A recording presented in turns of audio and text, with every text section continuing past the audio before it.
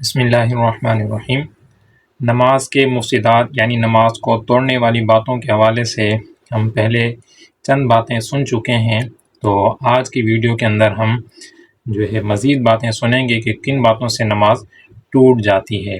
تو یاد رہیں کہ جیسے سنت یعنی جو اعمال بجا لانا سنت ہے ان کا سیکھنا سنت، اور جو واجب ہے ان کا سیکھنا واجب، اور جو فرض ہیں نماز کے فرائض وغیرہ ان کا سیکھنا فرض، اور اسی طرح سے جو نماز کو توڑنے والی باتیں ہیں ان کا علم سیکھنا بھی یہ ضروری ہے، تاکہ ہم نماز کو فاسد ہونے سے، ضائع ہونے سے بچا سکیں۔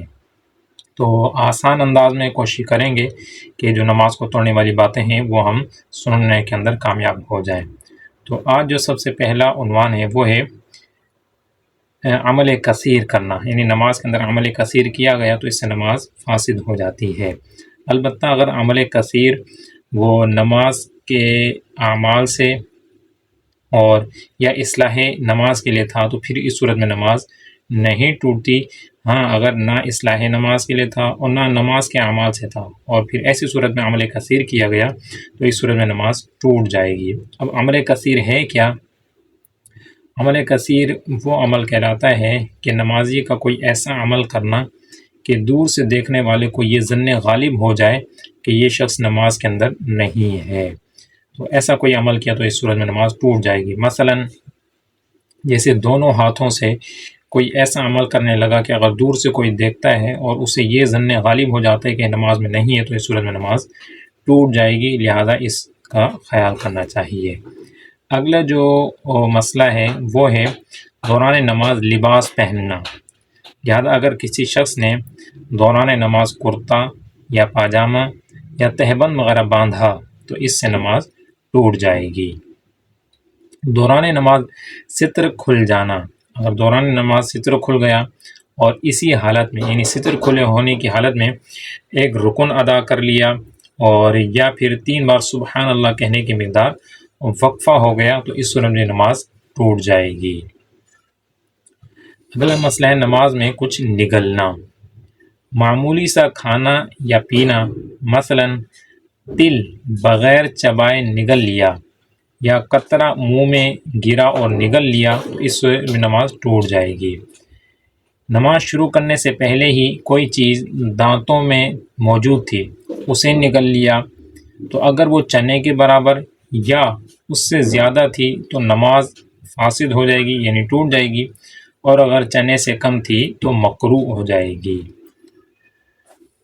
مزید صورت یہ ہے کہ اگر نماز سے قبل کوئی میٹھی چیز کھائی تھی، اب اس کے اجزاء منہ میں باقی نہیں، صرف لعاب دہن میں کچھ اثر رہ گیا ہے، اس کے نگلنے سے نماز فاسد نہ ہوگی۔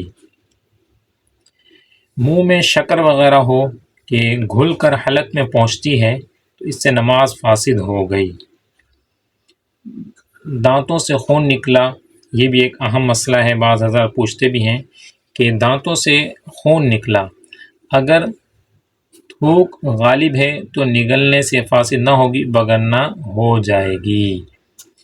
اب غلبے کی علامت کیا ہے کہ تھوک غالب ہے یا نہیں، تو اس حوالے سے سماعت فرما لیں کہ غلبے کی علامت یہ ہے کہ اگر حلق میں مزہ محسوس ہوا یعنی خون کا مزہ محسوس ہوا تو نماز فاسد ہو گئی، ٹوٹ گئی، اور اگر یعنی وہ ذائقہ جو محسوس نہیں ہوا تو پھر اس صورت میں نماز نہیں ٹوٹے گی۔ اگلی صورت ہے دوران نماز قبلے سے منحرف ہو جانا یعنی پھر جانا۔ بغیر عذر سینے کو سمت قبلہ سے 45 درجہ یا اس سے زیادہ پھیرنا مفسد نماز ہے یعنی نماز ٹوٹ جائے گی۔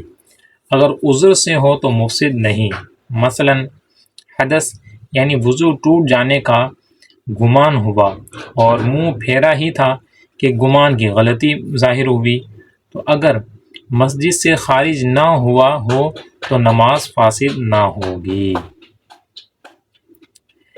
اگلا مسئلہ ہے کہ نماز میں سانپ مارنا۔ سانپ بچھو کو مارنے سے نماز نہیں ٹوٹتی، جبکہ نہ 3 قدم چلنا پڑے نہ 3 ضرب کی حاجت ہو ورنہ فاسد ہو جائے گی۔ سانپ بچھو کو مارنا اس وقت مباح ہے جب کہ سامنے سے گزرے اور ایذا دینے کا خوف ہو، اور اگر تکلیف پہنچانے کا اندیشہ نہ ہو تو مارنا مکروہ ہے۔ اسی طرح پے در پے 3 بال اکھیڑے یا 3 جوئیں ماری یا ایک ہی جوں کو 3 بار مارا، نماز جاتی رہی۔ اور اگر پے در پے نہ ہو، یعنی وقفے پے در پے کے ایک کے بعد دوسرا عمل کرنا، یہ نہ ہو بلکہ وقفے سے ہو تو نماز فاسد نہ ہوئی مگر مکروہ ہے۔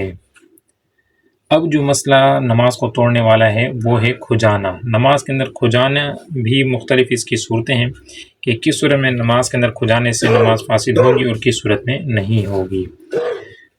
تو اس کا یہ ہے کہ اگر کسی رکن کے اندر، ایک رکن کے اندر 3 مرتبہ کھجائے تو اس سے نماز ٹوٹ جائے گی۔ جیسے قیام کے اندر کوئی شخص موجود ہے اور ہاتھ باندھے ہوئے ہیں اور ایک ہی رکن کے اندر 3 مرتبہ ہاتھ استعمال کیا، یعنی ہاتھ جیسے باندھا ہوا ہے اور یوں ہاتھ استعمال کیا، پھر رکھ دیا، پھر ہاتھ استعمال کیا اور پھر رکھ دیا، تو 2 مرتبہ ہو گیا۔ اب تیسری مرتبہ جیسے ہی ہاتھ استعمال کریں گے تو اس سے نماز ٹوٹ جائے گی، لہذا اس چیز کا خیال رکھنا ہے۔ آخری مسئلہ ہے کہ اللہ اکبر کہنے کے اندر غلطیاں کرنا، کہ بعض جو ہے تکبیرات انتقالات کے اندر جیسے تکبیر تحریمہ بھی ہے تو اس کے اندر بھی اللہ اکبر یہ درست تکبیر ہے۔ بعض حضرات جو ہے وہ اللہ جو اس میں جلالت اللہ ہے، اس کے شروع میں جو حمزہ ہے اس کے اوپر کھڑا زبر، اسے کھڑا زبر لگا دیتے ہیں اور یوں کہتے ہیں اللہ اکبر، اور بعض جو ہے وہ اکبر کا جو شروع میں حمزہ آ رہا ہے اسے کھینچ دیتے ہیں اللہ اکبر، یہ بھی غلط ہے۔ اور تیسری صورت ہے کہ اللہ اکبر، اس طرح سے اگر کہا تو اگر تکبیر تحریمہ میں یہ مسائل کیے تو نماز ہی شروع نہیں ہوگی، لہذا اس چیز کا خیال کرنا یہ ضروری ہے۔ اور تو آج ہم نے جو نماز کے مفسدات تھے، یعنی جو نماز کو توڑنے والی باتیں تھیں، چند تقریباً 14 وہ مسائل جو پچھلی ویڈیو کے اندر ہم سن چکے ہیں نماز کو توڑنے والی باتوں کے اندر، اور مزید جو کچھ اس کے مسائل رہتے تھے وہ آج ہم نے مکمل کر لیے ہیں۔